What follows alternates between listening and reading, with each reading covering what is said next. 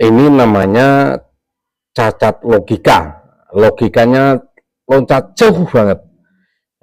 Jauhnya sejauh Jakarta, Surabaya, bahkan Jakarta, Papua. Coba gimana coba?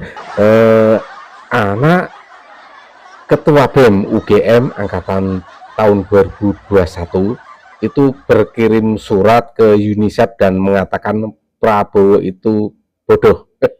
Ini dalam logikal falasi namanya merahigron falasi. Ya, dia itu merasa paling hebat, paling pinter, paling super, paling wah, pokoknya paling high class, dan menganggap semua orang tuh kalau tidak sependapat dengan dia itu namanya bodoh, kalau tidak sejalur itu namanya bodoh. Dan ini cacat logika ini membawa kita ke dalam angan-angan black and white falasi. Ya.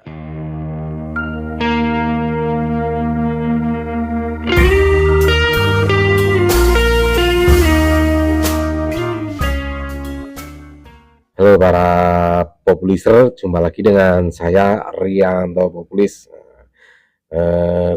Jangan lupa untuk subscribe, like, ataupun komen untuk channel yang baru saja saya dirikan ini. Semoga bisa berkembang.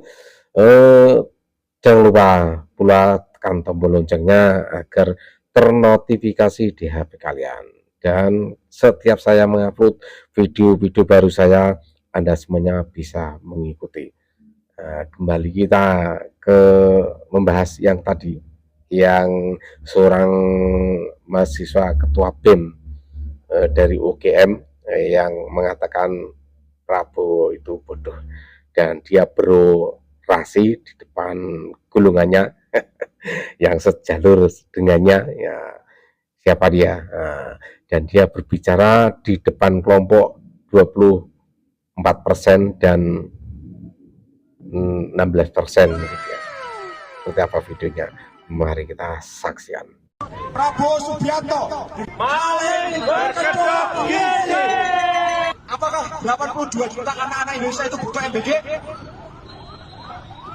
BPS sendiri mengatakan bahwa kemiskinan kita itu kurang dari 10%. Meskipun ukuran kemiskinannya adalah sehari keluar 25.000. Tapi kalau kita pakai logika yang sama, harusnya yang mendapat MBG bukan semua anak-anak, tapi hanya 9% anak-anak. Tapi kenapa 82 juta anak-anak harus dipaksa makan MBG? Proyek! Karena proyek. Itulah teman-teman semuanya, sudah kita saksikan bagaimana orasi yang dia gaungkan di depan golongan mereka. Ya kan, dan ini dia teriak-teriak bahwa MBG itu maling berkedok gizi katanya. Aduh, padahal MBG ini dirancang untuk membangun generasi cerdas dan berdaya saing. Gimana coba? Ini investasi bro, investasi untuk jangka panjang, bukan terbuang sia-sia. Dan semua harus mendapatkan, tidak itu peduli itu orang kaya atau orang miskin. Kan MBG itu kan juga hasil dari efisiensi anggaran, itu daripada dikorupsi, ya kan. Kemarin yang suka membuang-buang anggaran melalui dana-dana yang nggak jelas, rapat-rapat yang nggak penting di hotel berbintang, bisa makan enak, bisa keluar kemari, ke sana kemari. Nah, sekarang dialihkan untuk adik-adik kita yang masih sekolah, masih SMA ke bawah lah, itu yang penerima manfaat. Gimana sih? Jangan-jangan atau kamu pengen juga makan MBG hingga keluar-keluar kayak gitu. Kemudian ini cacat logika kamu itu, jika ada kesalahan, ibarat kata itu hanya secangkir kopi yang kamu ambil sampel lalu kamu menyebutnya seluas samudra. Bagaimana tidak, jika ada jalan berlubang satu, kemudian yang kamu salahkan langsung ke presidennya. Wah, itu namanya cacat logika, bos. Namanya hasty generalization. Nah, menggeneralisasikan semua kesalahan di pucuk pimpinan. Nah, apalagi itu anak sekolah itu yang katanya bunuh diri nggak mampu beli bolpen itu. Loh, itu kemana, kepala daerahnya kemana? Ke sekolah dinas pendidikannya itu juga gimana, sekolahnya gimana, itu yang harus ditelusuri.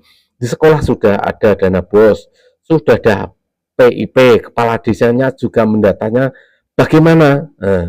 Itu tanggung jawab yang di bawah, jangan langsung ke presiden, bos. Presidennya urusannya banyak. Indonesia itu seluas Eropa, bos, seluas Eropa, ya kan. Harus pergi, bagaimana hubungan geopolitiknya, harus memikirkan seluruh Indonesia. Tiba-tiba kamu kelas receh, bener kamu peduli, semua peduli. Prabowo sudah mengadakan sekolah rakyat. Kamu baca ini kan sekolah rakyat gimana sih? Atau kamu itu buta atau budek? Heran aku, apakah kamu literasinya tuh ya kurang gitu loh. Sekarang sudah ada 166 sekolah rakyat yang diresmikan, dan targetnya itu sampai 2029 itu 500 sekolah, bos. Jika saja sekolah itu sudah terpenuhi targetnya 500 sekolah rakyat, jika disebar seluruh provinsi Indonesia, bisa juga nanti satu provinsi bisa sampai 3 atau 4 sekolah.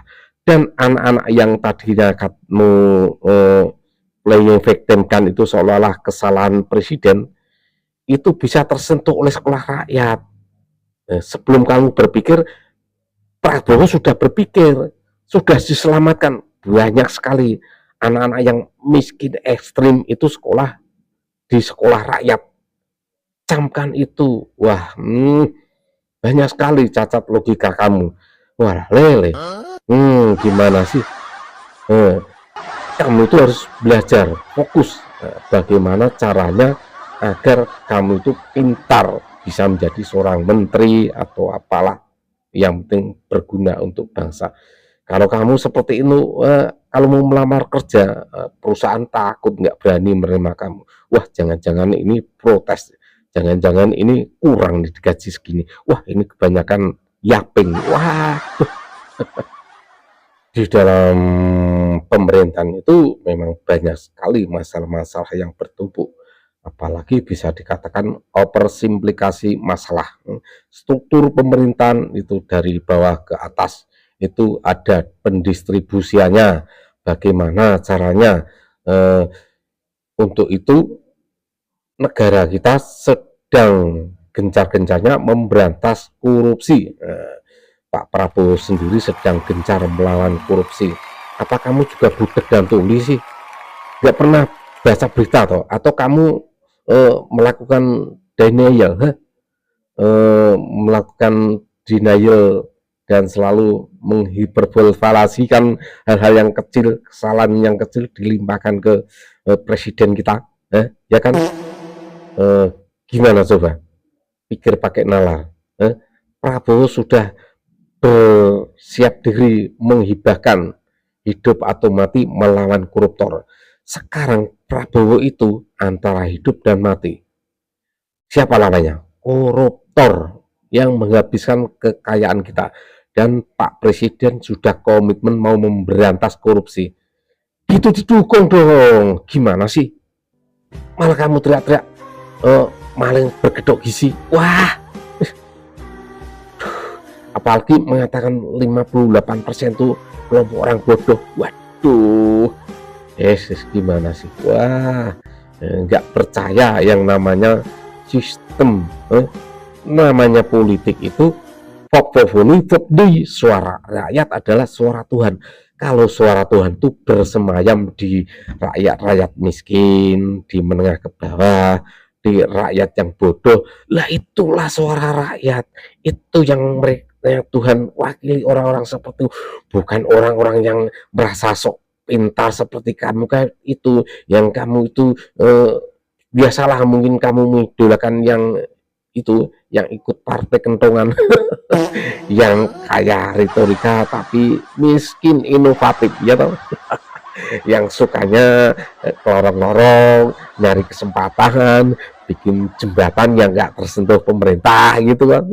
Aduh, sedangkan pemerintah sendiri sudah mati-matian membela rakyatnya. Tapi kamu itu, waduh, sudahlah, kamu pulang cuci kaki dan bubuk, besok minta jajan sama nyokap kamu, oke?